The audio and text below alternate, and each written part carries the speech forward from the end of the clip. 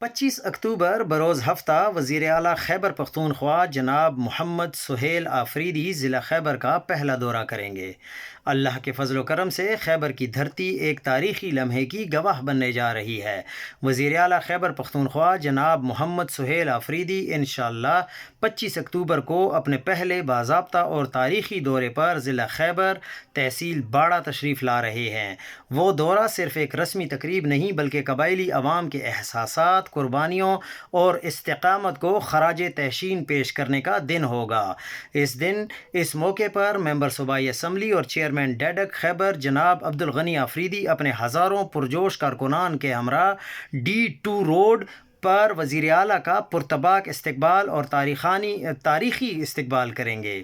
ضلع خیبر کی فضا نعرہ حق، امید اور محبت سے گونج اٹھے گی۔